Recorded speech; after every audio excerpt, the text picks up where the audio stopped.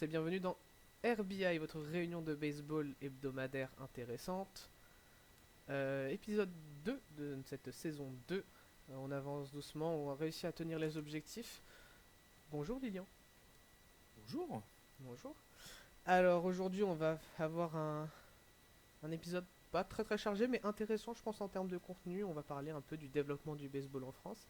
Et pour cela, rien de mieux qu'un invité de marque. On accueille KMT. Bonjour KMT. Salut les gars, merci à vous pour l'invitation. Bah, Bon, merci à toi d'avoir accepté, hein. bah dis-nous, Pas de dis-nous, soucis, c'est normal. ouais. Bon, du coup, dis-nous quand même, t'es un peu qui t'es, qu'est-ce que tu fais, etc. Ton parcours.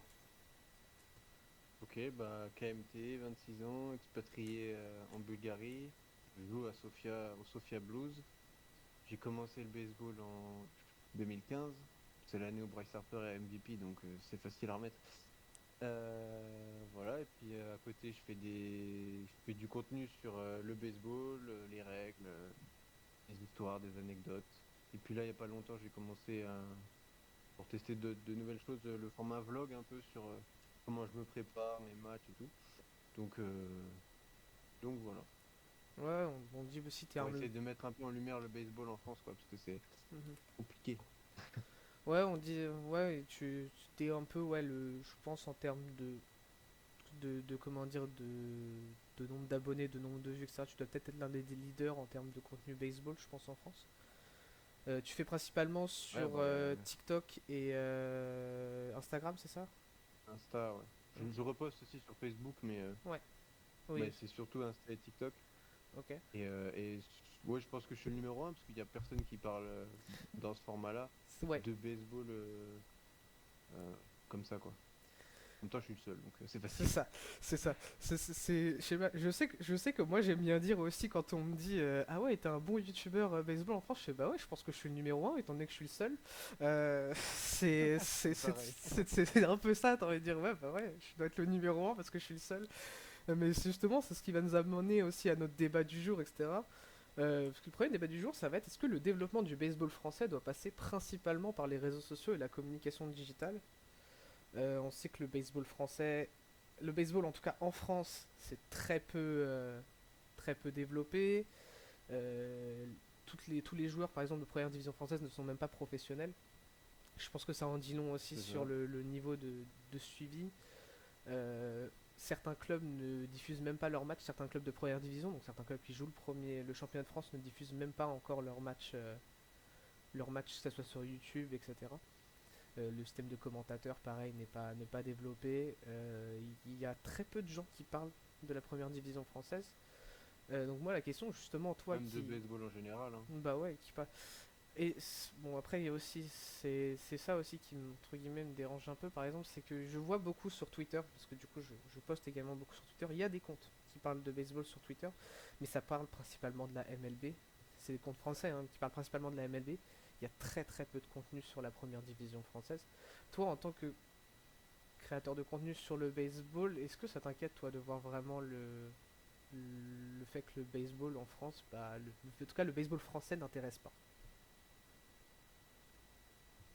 En soi, ça m'inquiète pas plus que ça, parce que je vis pas en France, donc en soi, voilà, mais je trouve ça dommage, en fait, parce que c'est un sport génial, il y a tellement d'histoires, tellement de trucs à raconter, et quand je vois le boulot de plein de gens sur plein de sports différents, je vois le nombre d'abonnés qu'ils ont, etc., je me dis, putain, avec tout ce qu'on a comme matière, comme truc à faire découvrir, qu'il y ait personne qui se soit dit, vas-y, on va créer un truc, bah, je trouve ça dommage. D'ailleurs, c'est pour ça que je l'ai créé aussi, tu vois.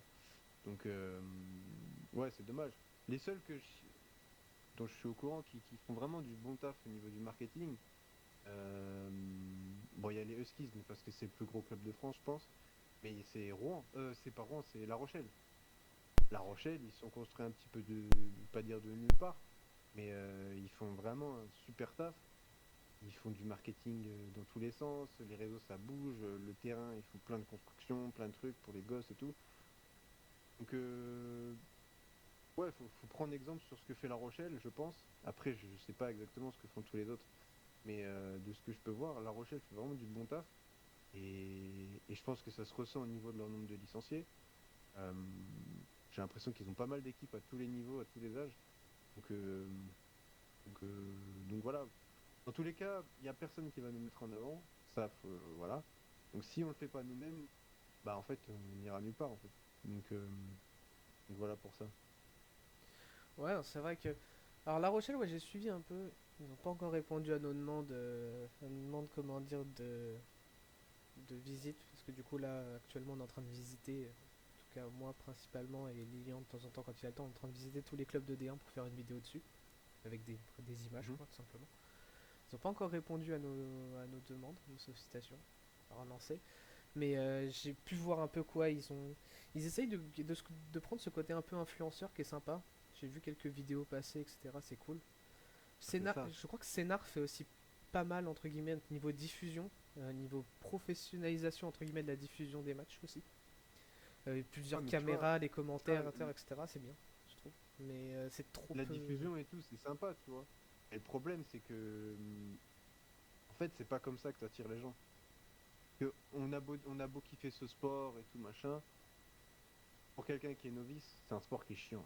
On va pas Mm. se mentir, c'est long, ça prend du temps, il y a des stops toutes les 30 secondes. Donc c'est pas comme ça que tu vas attirer le grand public.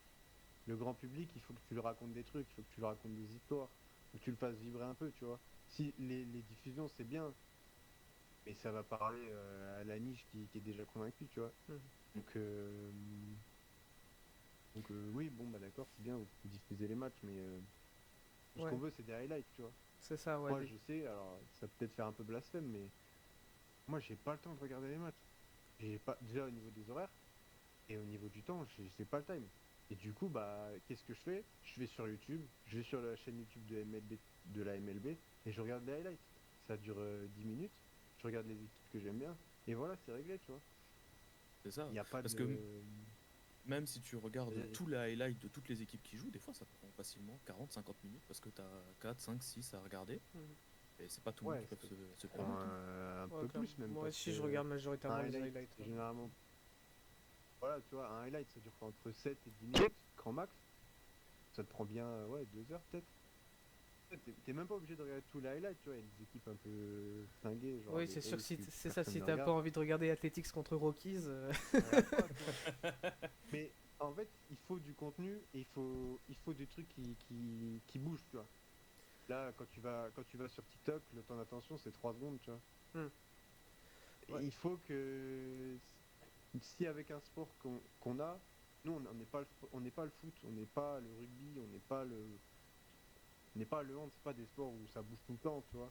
Euh, donc il faut que ça bouge, qu'il y ait de l'activité, que ça donne envie en fait.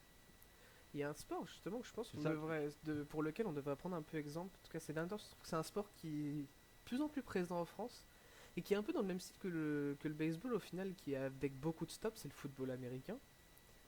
Ouais, exact, Il y a exact. beaucoup de stops, c'est pas beaucoup d'action. Enfin, personnellement, moi, ce que je trouve, hein, j'ai toujours trouvé ça, le football américain, très chiant à regarder parce que j'ai Pour l'impression moi, qu'il y c'est a plus plus chiant que le baseball, ouais. c'est pire que le baseball, hein. C'est plus Pour moi, long. c'est pire que le baseball, hein. Bah maintenant en plus avec la comment dire la pitch clock, la durée des matchs de baseball a vraiment chuté et ce qui fait que des Ça. fois c'est plus facile à regarder. Mais le football américain, franchement, les shows de 3 heures où il y a 2 heures de pub, c'est C'est comment ça. Et dire, en plus, c'est le long truc quoi. avec le foot US, c'est qu'on comprend pas les règles, tu vois. Hmm, Alors oui, forcément, moi je dis ça, mais les gens disent pareil pour le baseball. c'est exactement, Mais le foot US, les règles sont bien plus complexes que le baseball, hein. clairement. Oui. Mais Et je le vois qu'en problème, c'est qu'il y a France, personne qui explique les règles. c'est ça. Donc compliqué, tu vois. Je vois qu'en France, par exemple, ouais, le football US commence à avoir des youtubeurs, des gens qui filment un peu leurs matchs, leurs entraînements, ce genre de trucs. C'est ça. Que ça commence à prendre pas mal Là, il y d'ampleur. a. Et je pense que ouais, c'est peut-être aussi une des choses qui manque au baseball français, clairement, C'est pour ça. prendre cette ampleur. Mais je pense pas que ça soit que. Bon, je pense que les réseaux sociaux, la communication digitale, c'est hyper important déjà de base. Mais je pense pas que ça soit forcément le truc qui va faire passer. Ça va aider à populariser un peu plus le baseball, mais c'est pas ça qui va nous aider à passer un cap. Il y a deux sports qui me viennent en tête qui, je pense, sont en ce moment en train de passer un cap. Je peux pas vérifier en termes d'adhérents parce que c'est un peu tôt, mais qui sont en train de passer un cap grâce aux joueurs. Et je pense qu'il y a vraiment un besoin aussi je sais pas s'il y a un problème auprès de la Fédé par exemple, mais de la Fédération française, parce que on manque de ces joueurs qui sont performants et quand il y a des opportunités de faire performer nos joueurs et de les faire prendre de l'expérience, etc., elles sont pas toujours prises. Je sais qu'il y a eu les camps MLB récemment en Europe, là dans les îles Canaries Mhm. cet hiver, il n'y avait pas un joueur français. Il n'y avait pas un joueur français. Pourtant, on manque pas de talent quoi en termes de jeunes. Mhm. Je pense que ça manque aussi de ce joueur, de ces joueurs qui peuvent faire un peu briller, mais que si on leur donne pas l'opportunité de briller et de se faire connaître, bah en fait on va rester à stagner. Je vois par exemple un sport comme le ping-pong. Ça peut sembler tout bête, mais en ce moment le ping-pong, il y a de plus en plus de gens qui s'inscrivent, je pense, dans les clubs et il y a de plus, en termes de viewership sur internet ou même à la télé, des matchs de ping-pong augmentent parce qu'on a deux joueurs français qui performent en fait. Donc je me dis, est-ce que Et ça, là, je ça crois doit ils ont pas. mis, Ouais, ils ont fini ils ont essayé deuxième. de mettre en place un truc là, la Fédé, pas super convaincu, mais on verra. Le truc de JFL pour Ouais, l'année prochaine, enfin, pour cette année là. Et les On verra jeunes joueurs comment ça se formés, passe. ouais. ouais, jeunes formés localement. Ouais, c'est ça, mais le problème c'est que si t'es comme moi et que t'as commencé le baseball, je sais pas, dans un petit club, et que t'as envie de monter les échelons et d'aller dans un club plus fort, bah en fait tu peux pas parce que t'es pas JFL. Si t'es pas JFL, bah les mecs ils vont garder les spots non JFL pour les latinos, les américains et tout, tu vois. Ouais. Donc si t'es pas directement formé des gros clubs, en fait tu l'as dans l'os quoi. C'est surtout si t'es pas À voir recruté. comment ils se débrouillent, je sais pas, mais C'est si t'es pas recruté tôt au club. Parce que je sais que par exemple, il y a des joueurs. Bah, je pense à Ben Couvreur, par exemple, à Montpellier, qui est un peu la pépite du baseball français en ce moment. Je crois Mhm. qu'il a rejoint, je sais pas à quel âge, mais il a rejoint avant ses 15 ans le club de Montpellier depuis Nice, depuis la région du Sud-Est. Et du coup, il est considéré comme jeune formé localement. Je crois que si les jeunes joueurs arrivent dans les gros clubs, etc., avant un certain âge, ils peuvent être considérés comme JFL. Je crois que c'est un certain Ouais, temps non, entre, ça, ouais, entre 10 et 20 ans, un truc comme ça, ou avant 20 ans, pour être considéré ouais, JFL. il y a pas de problème, tu vois. Si t'es un mec un peu comme moi qui a commencé le baseball un peu sur le tard, qui baroude un peu et voilà, même si je sais que je serai pas professionnel, mais qui a envie de jouer à plus haut niveau petit à petit, bah tu pars jouer en D2, puis après si ça se passe bien en D2, tu essaies d'avoir un spot en D1. Bah ouais, mais tu peux pas parce que t'es pas GFL. Hmm. Encore une fois, c'est que des suppositions, ça se trouve les effets seront vraiment géniaux et on aura plein de jeunes Français qui auront leur place et tout. Mais bon, voilà, on va voir. Et ensuite, pour le développement, je reviens sur le développement du baseball en France.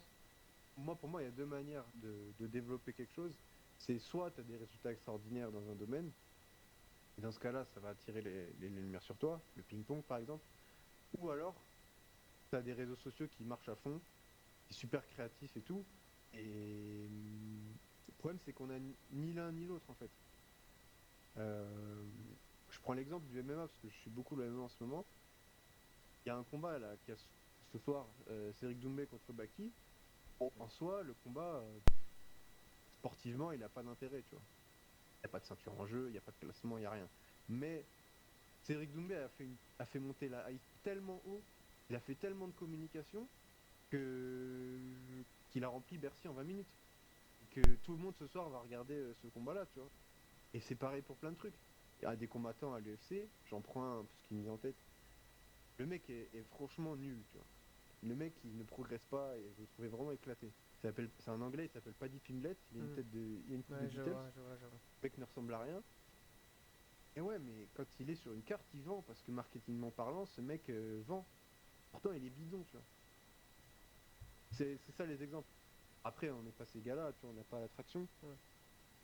Mais je sais pas, quand je vois le foot US, que je vois jusqu'où ils sont allés, en France en tout cas, comment ils se développent, euh, je dis, putain, on peut faire la même chose quand même. Oui, Je pense qu'on peut faire la même chose. Le clairement. problème, c'est qu'il n'y a personne qui explique le baseball. Moi, je le fais depuis pas longtemps. TFA le fait, mais c'est via la MLB. Même les trucs sur la MLB, c'est rare, tu vois. Ouais. Le problème, Ouais. c'est qu'il n'y a personne qui en parle. Donc, ouais, c'est compliqué. C'est compliqué. Il n'y Ouais, a Moi, puis je- il personne qui faudrait rend un ça cool, gars. en fait. En fait, il faudrait un gars un peu à la Léo Sartel pour rester dans le dans le football américain qu'ils fassent pareil en France, un mec de la D1, parce que c'est un peu. Bah, le Sartel joue en division française. En fait, il faudrait un Mhm. mec de la D1 qui montre ce que c'est la D1, les entraînements, les matchs, expliquer vraiment ce que c'est la D1 et le baseball de haut niveau en France. Il faudrait faire ça. Bah, nous, c'est ce qu'on essaye Ouais, de c'est ça, ou faire même le dans un baseball certain en général, sens. tu vois. Nous, c'est ce qu'on essaye de faire dans un certain sens avec bon, les vidéos qui vont arriver, etc. C'est ce qu'on essaye de développer entre guillemets cette année. Avec aussi, nous, Mhm. on Bah, comptait c'est ce faire que des. j'essaie de faire aussi un peu C'est ça, à ouais, mon niveau, mais quand ouais. tu vas montrer tes entraînements, etc., à Sofia, etc., ça peut être très intéressant. Ça explique le baseball de manière générale. Et je pense que, bon, je sais Mhm. pas si la différence entre le baseball bulgare et français est si énorme que ça en termes de professionnalisme, etc. Mais nous, je sais que.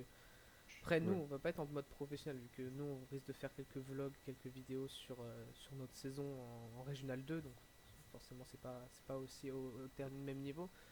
Mais en essayant voilà, d'aller dans ces événements de D1, le All-Star Game, le Challenge de France. On va essayer d'aller filmer Ouais, ça, bah montrer, après, mais ça montre il y pas a le le truc baseball aussi, en c'est fait. que, oui, ouais, c'est du Ça baseball, montre la voilà, compétition, quoi, clairement. loisir, entre guillemets. C'est ça. Le truc, c'est que j'ai remarqué que ça donne pas beaucoup de force, quand même. Enfin, je sais, enfin, je prends mon quoi, parce que, voilà, mais enfin, je suis le seul qui propose ce type de contenu sur les réseaux. Mhm. Ah, et il faut cravacher pour que les gens ils Ouais, partagent le contenu, tu vois. ouais, c'est Il y a 10 000, compliqué. Ouais. je sais pas, il y a 10 000 licenciés, il y a 7 000 abonnés sur le compte de la FFBS. La FFBS, ils m'ont jamais juste répondu à mes messages, tu vois. Ouais, bah c'est quand même un peu problématique quand même, quand c'est clairement Ah, c'est problématique. ça, je suis le seul mec qui fait des vidéos sur le sujet. Bon, il y a TF1, voilà, je Oui, veux pas leur enlever le crédit, hein, mais ça reste du facecam et tout. Je suis le seul mec qui fait des vidéos montées, monter, qui ouais, raconte travailler. des Ouais. histoires avec un peu de storytelling, tout ça. Je monte un peu, j'explique les règles. Les gars, ils donnent même pas un peu de force, tu vois. Je demande pas à ce qu'ils repartagent toutes mes vidéos et tout. Je Ah sais bah pas, oui, non, mais... répondez-moi. C'est ça, oui, Je sais pas, répondez. des vidéos. Surtout Un si, petit peu de respect quand même. c'est ça, l'idée c'est aussi de Ça. pouvoir faire du contenu avec certaines, que ce soit certaines entités tout simplement, hein. Si tu peux faire du Ouais, c'est contenu avec ça. certaines Si entités t'as et avec la quelqu'un qui rend le Fédé, truc c'est bien. divertissant, partage-le, tu vois. Moi, je sais que il y a plein de gars à qui je donne de la force. Euh, je reprends l'exemple du Foot US, mais je parle beaucoup avec un mec qui s'appelle Mathieu Van Ball. Je sais pas si vous connaissez. Sur, Je suis pas qui a très une pro chaîne du à foot 40 000 DS, donc je abonnés peux pas beaucoup. sur le Foot US. Et on se donne de la force et tout. Il m'envoie des gars, je lui envoie un petit peu de force pour ceux qui aiment le Foot US. Et voilà, tu vois, il y a un échange de bons procédés. Bah oui, clairement. Enfin voilà, ça prend 2 secondes. Et là, la FFBS, bah je sais pas, vous voulez développer votre truc ou vous voulez pas le développer? Enfin, Alors moi, pour une fois que vous avez un mec qui se dévoue, bah je sais oui, pas, c'est donnez-lui un vrai que petit c'est peu de pas. force, quoi. Je ne demande pas grand-chose, tu vois. Moi, je sais qu'au début, j'ai eu. Bon, je sais pas si on a eu des problèmes. C'est pas forcément un problème avec les clubs, mais en gros, c'était. C'est tout bête, mais on a fait une vidéo, on a fait un RBI avec un des joueurs de l'équipe de Savigny qui revenait de l'Euro U23. Donc un des joueurs qui sortait de l'Euro C'est quoi son U23. nom? Excuse-moi, j'ai pas Luc compris. Vigé. Luc Vigé, c'était Ah oui, un ok. joueur de l'équipe de France U23. Et il jouait à Savigny, D'accord, il ouais. est venu dans RBI, on avait fait l'émission, j'avais fait l'émission avec lui et on avait parlé. Et suite à ça, on avait tagué sur les réseaux sociaux le club. Le club n'avait pas reposté. Ouais, voilà, tu C'est vois. voilà. Et Ouais, il y en a quelques-uns qui repostent quand même. maintenant, je trouve qu'il y Je en a sais qui que les... repostent. Montpellier m'a reposté la dernière fois après être passé Ouais, chez eux, eux et je c'était sais cool. qu'ils nous reposent. Je sais que c'est surtout à travers des joueurs et des coachs qui sont toujours très contents de nous voir. Euh, du coup, dans le contexte des vidéos que je vais faire de pré-saison pour présenter les équipes de D1, Mhm. j'ai reçu que des accueils très chaleureux. Quand je suis allé à Montpellier, j'ai reçu un accueil très chaleureux où j'ai été accueilli Mhm. avec plaisir, que ce soit par les joueurs ou par le coach. Je sais que là, je parle avec Montigny, ils sont très contents de me recevoir. Metz, ils sont très contents de me Mhm. recevoir. En tout cas, c'est ce que j'ai par message et je sais que voilà, eux, ils sont pour ça. Ils sont vraiment pour ça. Ils le veulent. Ils veulent que le baseball soit mis en avant. Mais comme tu dis, c'est un peu gênant que ça soit que la ligue, la fédération, bah, C'est ça. soit pas comment dire, suive pas ça. Je sais pas Ouais, s'il y a pas c'est un vrai que petit problème. les clubs, ils jouent vachement le jeu. Parce que, en fait, au début, je me suis rendu compte que j'avais du mal à, à percer un plafond de verre un peu. Et je me dis, putain, comment je peux faire pour avoir plus d'abonnés, tu vois? j'ai fait un peu de marketing de mon côté pour certains trucs, du coup j'ai un peu l'esprit tourné là-dedans. Et je me suis dit, attends, qu'est-ce que les gens aiment? Bah les gens ils aiment qu'on parle d'eux. Ok, bah qu'est-ce que je peux faire pour parler d'eux? Bah je vais faire une série où je parle de tous les clubs de France. Et là, du coup, c'est ce que je fais, hein, Et une ça série marche bien même, non? Tour de France des Ouais, clubs. bah c'est comme ça que je t'ai Et connu d'ailleurs. Ouais, pareil. ouais, ok, bah nickel. Et du coup, c'est un juste retour, tu vois. Si tu veux que les gens ils s'intéressent à ce que tu fais, parle d'eux, montre-leur de l'intérêt, et ben, en parallèle, voilà, tu présentes leur club. Alors c'est très rapide, hein, parce que j'ai pas forcément le temps de m'étaler, mais que j'ai quand même, c'est pas les vidéos qui font le plus de vues, mais c'est souvent les vidéos où je reçois le plus de commentaires Mhm. sympas, tu vois. Oui, ce côté, j'ai vu que Et t'en les as clubs, aussi ouais. qui demandent à ce que leur club soit parlé, etc. Ce genre de choses. Ouais, bah, alors après, ça c'est moi qui le dis, tu vois. Oui. C'est moi qui dis si tu veux que je parle de ton club, mets-le en commentaire. Mais ouais, globalement, alors pas tous, parce qu'il y en a qui lisent pas forcément tous les messages, mais ouais, beaucoup m'ont reposté et ça fait plaisir. Ça montre que les clubs ont envie de, de, de se développer, de grossir, et qu'on parle d'eux. Mhm. Mais la FFBS, alors je sais alors il m'a pas tout expliqué, mais je sais que je parle beaucoup avec, c'est Charles, je crois, son prénom, de TFA, avec qui je discute beaucoup. Et je sais qu'il est un petit peu en froid avec la FFBS. Il m'a pas expliqué les tenants et les aboutissants. Mais voilà, quoi. Il y a un vrai problème. Si on veut développer ce baseball en France, à un moment, il va falloir qu'on fasse des trucs, tu vois. Mhm, clairement. Soit qu'on le rende cool, soit qu'on se donne de la force. À un moment, Bah, il faut enfin, je sais plus, l'autre fois, j'ai vu un truc où ils faisaient un truc avec un jeu mobile de baseball. Ah, bon, bon, Euh, Est-ce que c'est ça qui va vraiment développer le baseball français, je veux c'est le dire? truc de Non, je pense Konami, pas. je crois. Ouais, c'est le truc de Ouais, Konami, ça va voilà, servir à enfin, rien, mais ça va servir à rien parce que c'est pas un jeu qui va être très développé, ouais. clairement. Mais est-ce Après, que. s'ils prennent des trucs comme ça, bon, tant mieux pour eux, tu vois, mais je pense pas sûr que ce soit avec ça qu'on aille bien loin, quoi. Mhm. Je sais pas, moi Donc, j'ai une autre c'est idée dommage d'axe parce de qu'il y a. développement pour le baseball français, ça serait aussi de passer Ouais, tout simplement par des célébrités aussi. Passer que ce soit par d'autres, comme tu disais, donner de la force, passer même avec d'autres créateurs de contenu qui sont pas ouais, forcément carrément. baseball. Moi je pensais, je garde en tête l'idée de faire une sorte de All-Star Game, mais c'est un peu le All-Star Celebrity Game, où où j'inviterais des personnalités françaises, que ce soit créateurs de contenu baseball, bah, comme toi, etc., comme les gars d'à coup sûr par exemple, euh, et des personnalités, je sais pas, des personnalités de tous les jours, si on veut. Enfin, personnalités de tous les Il jours, y avait voilà, pas des Thibaut InShape streamers. qui a fait une vidéo, il me Il a semble. fait une vidéo avec le club de Toulouse, qui était très bien, mais elle Ouais, commence à voilà. dater, et en fait, ça présente un peu, et ça c'était cool, mais j'ai pas l'impression que ça ait poussé plus que ça le baseball en France. Par contre, par exemple, faire Ouais. un celebrity game, etc., où tu invites des streamers, je sais pas, un acteur, un chanteur, ou je sais pas quoi, qui veulent bien venir, pour essayer le baseball, Mm. tu les coaches par des coachs ou des joueurs de D1, etc., qui leur apprennent les bases. Tu rends Mhm. ça un peu fun, un peu à la Savannah Banana, et Exact. comment dire, et tu vois, ça peut-être que un match comme ça peut ramener un peu d'intérêt sur le baseball dans le futur. Je sais pas, c'est des Ouais, idées que je garde en tête, je pense que mais. c'est pas mal, mais encore une fois, on en revient à la même chose. C'est que tu peux inviter autant d'influenceurs que tu veux, Inoxtag, je sais pas Mhm. quoi, enfin, Ouais. Squeezie, ok. Le problème, c'est qu'ils connaissent pas les règles. Et c'est ça le problème. C'est qu'aujourd'hui, tu peux faire des événements.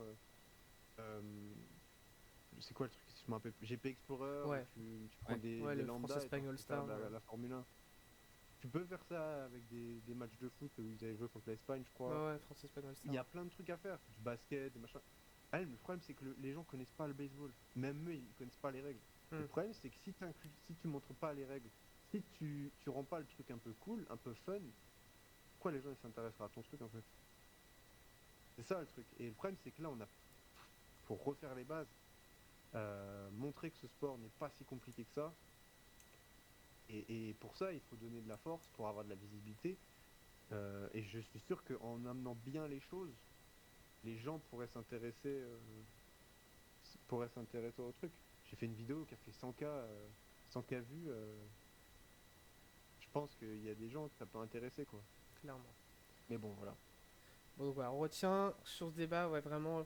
rendre le baseball un peu plus accessible, clairement. Ça va être, c'est ça un peu, je pense qu'on va Exactement. retenir sur ce débat, ça va être que ouais, pour développer le baseball, c'est pas tellement que par les réseaux sociaux, ça passe par là, mais c'est surtout le rendre plus accessible et on a les moyens de le faire. Allez, on va continuer un peu Ah, l'émission, le on truc, va c'est que les réseaux sociaux, c'est le plus facile pour toucher plus de gens, quoi. C'est juste ça, clairement, quoi. clairement.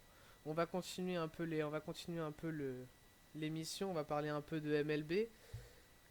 On va donner un peu, voilà, on va parler un peu de la free agency. Il y a deux free agents qui ont été signés cette semaine entre les moments, depuis la dernière vidéo. C'est Cody Bellinger et Matt Chapman qui ont trouvé preneur. Cody Bellinger a re-signé avec les Cubs et Matt Chapman a signé un contrat de 3 ans à 57 millions avec les San Francisco Giants. Euh, deux joueurs qui faisaient partie en tout cas de la liste free agency, de la liste des free agents à suivre qui avait été faite, que j'avais faite l'année dernière. Vous en pensez quoi, vous deux, de leur signature, Vas-y, vas-y. Lilian? Euh, ah, euh, on est quand même sur des joueurs que c'est quand même logique que des équipes s'intéressent à ces équipes. Mais alors, on parle de Bellinger, Chapman, mais on a aussi ceux qui n'ont pas été signés, hein. Il y a Snell, Syndergaard, Montgomery et Martinez. Et ils font tous partie alors, on va pas vraiment dire même collectif, mais de la même Code agence. Boras, quoi. Ouais, ils ont le même agent, ouais. Voilà, voilà, merci Boras, putain, j'arrive même plus à me dire. Donc, ouais. Et en fait, ce qui est bizarre avec eux, c'est que partout ça parle de. T'as énormément d'équipes qui s'intéressent à eux, mais il y a pas vraiment d'offres qui sont faites, surtout quand on connaît leur agence qui est du style à crier partout dès qu'ils ont une offre. Bon, Ouais. à voir ce que ça va donner, hein. C'est d'autant plus. Enfin, après, c'est le style de l'agence Code Boras hein, qui est comme ça. Moi, je sais pas, ça m'inquiète un peu que ça reste aussi tard. Le sprint training, il est déjà en cours, il est déjà bien commencé. Et t'as le Cy Young de l'année dernière en National League, Black Snake, qui est toujours pas signé. Il va arriver très tard, Je prêt crois pour la qu'il y saison. avait une histoire avec Dallas Keuchel qui avait. Ça date, hein. Il me semble qu'il avait signé, je sais plus, en juin ou juillet une fois. Euh, bon, c'est pas surprenant avec Scott Boras, il aime bien faire traîner. Pour Ice Harper, c'était pareil. Mais surtout, ce que je vois, c'est que c'est un aveu d'échec de fou parce que. Pour Boras. Bah oui, Parce que Bellinger, je crois, c'est 80 sur 3 et Chapman, c'était, je sais pas, 3 ans 57, et 57 sur 3. 54, comme ça. Chapman, c'est Et spécial. Hein, c'est que des. encore. Chapman, Ouais, c'est c'est spécial spécial, parce mais il dans aurait le. refusé 120 millions de la part des Blue Jays. Pour Et 3 ans voilà. aussi. C'est en ça que je dis que c'est un aveu d'échec.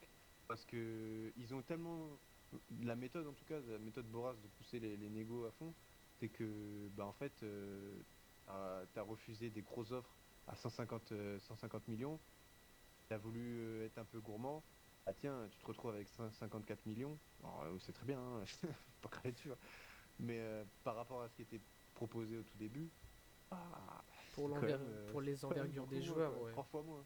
Pour l'envergure des joueurs, c'est vrai que c'est pas dingue. Ah, c'est ça. On va essayer de suivre ça de près, notamment pour Black Snell, Jordan Montgomery qui faisait partie de notre liste, d'une top 15, mais Syndergaard et JD Martinez qui sont aussi d'excellents joueurs. On attend qu'ils trouvent preneur en espérant qu'ils trouvent preneur avant Ah, l'opening c'est vrai day, qu'il ça peut y a servir. Martinez aussi, Ouais, hein. JD On a Martinez oublié. qui est là aussi, qui pourrait être une bonne batte quand même à ajouter pour une équipe. La deuxième news MLB, c'est la retraite de Josh Donaldson, légende, moi qui suis fan des Blue Jays, grande légende des Blue Jays, joueur par la suite des New York Yankees et qui a fini sa carrière aux Milwaukee Brewers. Je sais pas s'il sera Hall of Fame, mais en tout cas, c'est un gros joueur qui s'en va. Je crois que Lilian, tu voulais nous en parler. C'était surtout les stats. C'est quand même un joueur qui a fait 13 saisons en MLB, un total de 279 HR, 2 Silver Slugger, 3 All-Star, mais surtout un MVP en 2015, que d'ailleurs sa meilleure saison, hein. Oula, MVP en 2015 avec les Blue Jays, et d'ailleurs c'est l'année où les Blue Jays se qualifient en playoff depuis 1993. Donc c'était vraiment une grosse année pour eux. Et tu parlais du Hall of Fame, c'était un peu la question que je voulais te poser. Est-ce que pour toi, du coup, Josh Donaldson, il rentre au Hall of Fame plutôt dire des Blue Jays, ou ça reste pour toi juste une icône? Je sais pas trop, parce qu'en vrai, quand je vois, alors est-ce qu'il rentrera au Hall of Fame tout court? Je sais pas parce que bon, quand tu vois, José Bautista n'est pas encore au Hall of Fame, n'est pas au Hall of Fame et si Bautista l'est pas, je pense pas que Donaldson ira. Est-ce qu'il fera son numéro peut-être retiré par les Blue Jays? Je sais pas. Je pense peut-être pas, peut-être que si parce qu'il a quand même été MVP mais je pense que ça va se discuter dans les futurs mois et années en interne. Peut-être parce qu'il n'y a pas non plus 15 milliards de légendes des Blue Jays qui ont leur numéro retiré. Et lui, il a quand même marqué pas mal, en tout cas le club. Donc, faut voir. Mais ça reste, voilà, ça reste un Tu penses joueur. qu'il va aller au Hall of Fame? Pas, alors, pas Hall, non, je pense pas. Je pense pas. Je pense Moi, je que pense qu'il va pas au Hall of Fame, hein. si Bautista n'y est pas, je pense pas que Josh Donaldson ira. C'est ça? Et Bautista, ça fait, je crois, 2 années de suite qu'il se fait un peu bâcher dans les ballots du Hall of Fame. Donc, je pense pas qu'il ira. Après, je sais pas, il a joué aux Yankees, hein, donc on sait jamais. J'ai tendance à parfois penser que la ligue et les votants du Hall of Fame sont un peu Yankees ont un Ouais, petit mais s'il biais, a mais marqué les Yankees, c'est ça le truc aussi, ouais, quoi. il a pas Parce vraiment que, marqué non plus. alors moi, j'ai commencé le baseball en 2015.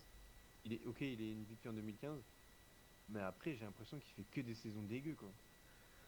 Je sais pas Je me s'il trompe fait des, probablement, hein. ouais, je sais pas s'il fait des Et saisons moi, dégueu, mais il fait des saisons pas folles, ça c'est sûr. Pas MVP caliber quoi. j'ai pas souvenir que Donaldson. Ouais, je sais pas. Bah, Je sais pas trop comment penser de ce gars-là. c'est resté très Après, longtemps, même depuis 2015. Je pense que ça a dû finir ouais, 2021-2022. Il était clairement titulaire indiscutable, en tout cas que ce soit chez les Blue Jays ou chez les Yankees. Sur la feuille de match, en troisième base, Donaldson, c'était presque une évidence pour beaucoup. Ça, c'était vraiment le. Moi, c'est ce que j'en retiens aussi. Je pense que c'était un excellent joueur, mais c'est pas un niveau Hall of Fame en tout cas. il me semble qu'il prenait beaucoup de cas quand même, hein. Je pense que c'est le cas de beaucoup de gros frappeurs de home run, malheureusement, de plus en Ouais. plus avec dans la nouvelle tendance de la ligue. C'est-à-dire que beaucoup de gens, j'ai l'impression, dans la ligue préfèrent un mec qui met des home runs et qui se prend beaucoup de cas qu'un mec qui a pas beaucoup mais qui met pas beaucoup de home runs, quoi. C'est une mentalité dans la ligue qui est spéciale, je pense. Mais alors ouais, c'était un gros frappeur, mais il prenait beaucoup de cas et je pense que c'est le cas de beaucoup de gros frappeurs aujourd'hui. C'est bien malheureux, clairement. Allez, on passe au dernier. J'ai envie de présenter un petit joueur, enfin petit joueur. Il a quand même 29 ans, hein. C'est un joueur qui peut parler à la D1 française, notamment aux personnes qui suivent la D1 française depuis longtemps, qui peuvent parler à un club, le club des Lions de Savigny. C'est Spencer Bivens, 29 ans, qui a un. Franchement, si vous avez envie de voir une histoire, une sorte d'épopée, allez suivre l'épopée de Spencer Bivens. C'est un joueur qui, à la sortie de la fac, a pas été drafté, a décidé de partir faire un voyage à l'international pour prendre de l'expérience et revenir plus fort. Il a commencé, il est venu jouer au Lyon de Savigny, il est allé jouer en République tchèque, il a joué au Venezuela avant de redevenir et de se faire signer en 2021 par les San Francisco Giants dans leur système. Et depuis, il monte le système. Il a lancé en triple A l'année dernière, il a fait la Cactus League. Il a été invité cette année au Spring Training un peu late. Il a eu le droit à un start. Il a fait en 2 innings un tiers, 4 strikeouts, 0 run pris. Donc c'est une belle histoire, je pense. C'est une belle histoire. Est-ce qu'il atteindra un jour le niveau MLB? Je pense qu'on ne peut que lui souhaiter. Ça serait beau aussi pour l'histoire. Je sais que pour avoir beaucoup parlé avec des gens de Savigny, ce qui est un peu logique, il a laissé une certaine empreinte là-bas. Il était très apprécié, il est encore suivi aujourd'hui. Donc voilà. Je pense que c'est un joueur.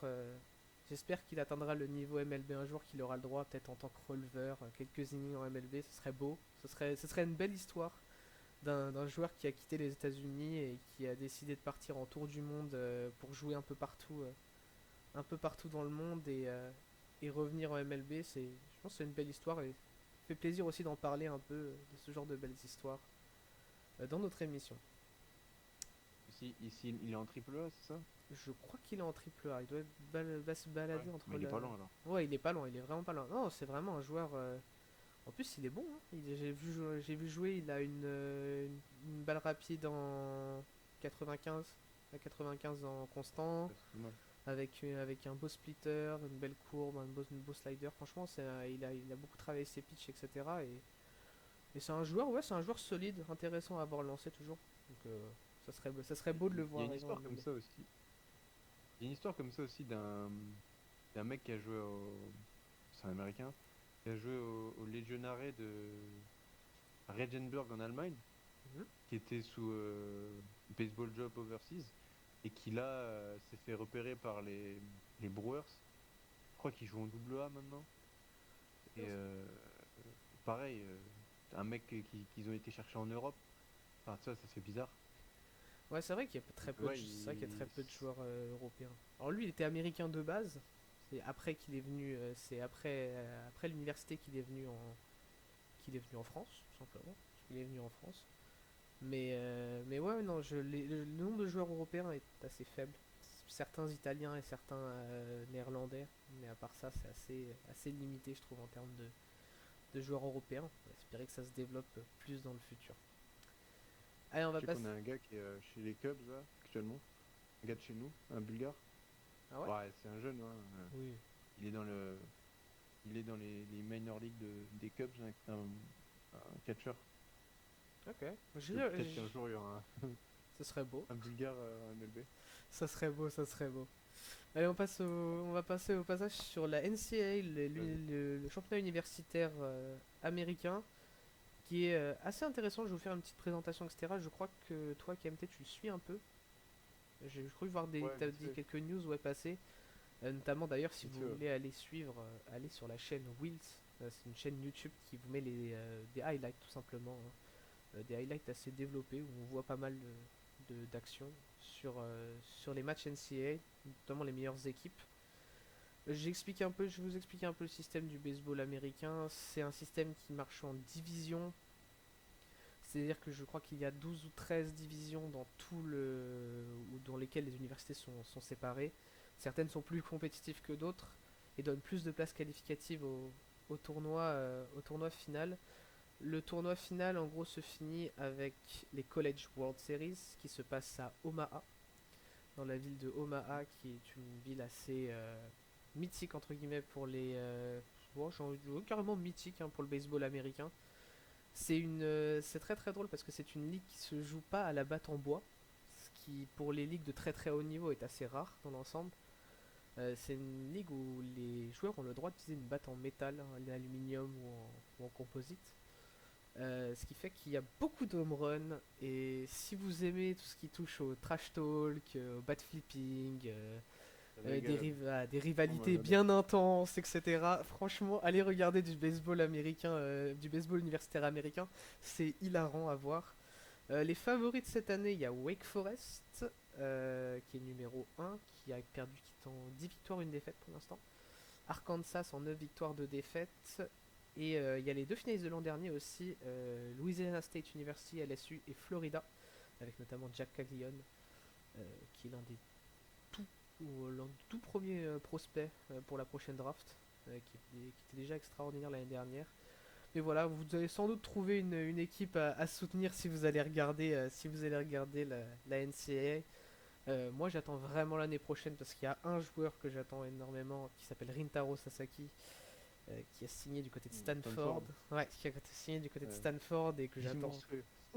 que j'attends vraiment parce que on a peut-être un des futurs tout meilleurs frappeurs du monde, hein, tout simplement pour cette année prochaine. Donc j'attends vraiment de voir en batte métal ce qu'il va donner, étant donné que même au lycée japonais, il jouait en batte en bois. Donc ça sera très drôle. T'as un favori toi vous avez des favoris vous pour cette année? Alors, moi, j'ai pas de favori parce que j'ai un petit peu décroché depuis un an ou deux. Et moi, je suis beaucoup Ole Miss Mhm. euh, qui ont gagné il y a un ou deux ans, je crois.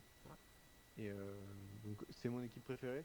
Mais sinon, si vous voulez, si vous voulez vous intéresser à ça, regardez les équipes de la division SEC. Donc, c'est là où il y a toutes les grosses équipes Vanderbilt, Tennessee, Mhm. Ole Miss, et LSU, Arkansas, voilà. Franchement, les matchs entre eux, c'est incroyable. C'est incroyable. Ah bah oui, hein, Tu parlais de trash talk et tout. Tennessee, il y a 1 an ou 2, c'était n'importe quoi, ça criait dans tous les sens. Enfin, franchement, moi, j'adore la NCA, je trouve ça vraiment fun à regarder, et puis ça joue quand même, hein. Ah bah oui, on se joue vraiment. Bah, c'est pas il y a quelques jours là. Il y a quelques jours, il y en a un qui a lâché 4 home runs dans un match. Euh, Ouais, c'est un- Drew Beres de Georgia Tech. Ouais, c'est ça, qui a Il a fait 4 lâché home runs. 4 home runs dans un match, C'est rien que pas ça, hein. 4. C'est ça, et en plus, il a fait ça en 4 swings. Ah ouais, non, mais c'est. Il y a des joueurs, ils Swing ont pas 4 le home temps. runs. Allez, Il y a, suivant. il y a des joueurs, ils ont pas le temps. D'ailleurs, C'est ça. Drew Burgess qui est dans la liste des prospects à suivre cette saison pour la prochaine draft. Donc vraiment très intéressant. Et alors, le système américain de la NCAA se passe en termes de division. Il y a 3 divisions, division 1, division 2, division 3. Wills, par exemple, ne regarde que la division 1 et de toute façon, la plupart des grands matchs sont de division 1. Mais en division 2, il y a une université un peu spéciale en tout cas pour la France, pour le championnat de France de manière générale, qui s'appelle le Coach's College en Arkansas. C'était important aussi pour moi de le présenter. C'est la porte d'entrée des Français dans le système NCAA depuis des années. Mathias Lacombe, joueur français drafté l'année dernière au 12e tour de la draft, et d'ailleurs français le plus haut jamais drafté en MLB, qui aujourd'hui qui aujourd'hui joue en Rookie League du côté des euh, Chicago White Sox. Il a été drafté, il y est passé par le Coach's College avant d'arriver dans une université Division 1, avant d'arriver dans une université de Division 1 NCAA. Mais il y a d'autres joueurs, hein. On a Ismaël Pontiac, aujourd'hui joueur de Montpellier par exemple, et champion de France qui est passé. Je crois que la plupart des joueurs qui sont allés, enfin même peut-être l'essentiel des joueurs français, des jeunes joueurs français qui aujourd'hui jouent en D1 et qui sont passés par les États-Unis sont allés jouer au Coach's College parce que c'est vraiment l'une des seules universités, l'un des seuls programmes qui recrute des Français. Aujourd'hui dans l'effectif, il y Il a y en a un plus. qui s'est pas fait recruter par Arizona il y a pas longtemps, là. Ouais, Mathis Meurant. Mathis Meurant, dont on a parlé la semaine dernière, qui a lâché 9 home runs pardon, 9 RBI et 2 grands slams en un match. C'était à Arizona ou c'était à C'était Cochise? à Parce qu'il me Coaches. semblait C'était à Coaches. Il a Ah été. ok, parce que j'avais vu un post comme quoi il s'était fait recruter par Arizona. Il Alors s'était fait transférer. je crois qu'il s'est fait transférer par Arizona et je crois qu'il sera transféré l'année prochaine. Il me Ah, semble que c'est c'est l'année ça. prochaine? Je Ok, crois que j'avais c'est mal ça. compris. Parce qu'il est encore il est encore les frères Meurant, Tanguy et Mathis sont encore dans l'effectif. Ouais, c'est ça, j'avais Avec pas compris. les deux, ils évoluent du côté de Sénart. Ils jouent du côté de Sénart en première division française quand ils reviennent. Parce qu'il faut savoir que la division française permet en gros aux jeunes joueurs d'aller jouer en NCAA et de revenir après notamment en été, de revenir pour jouer en championnat de France.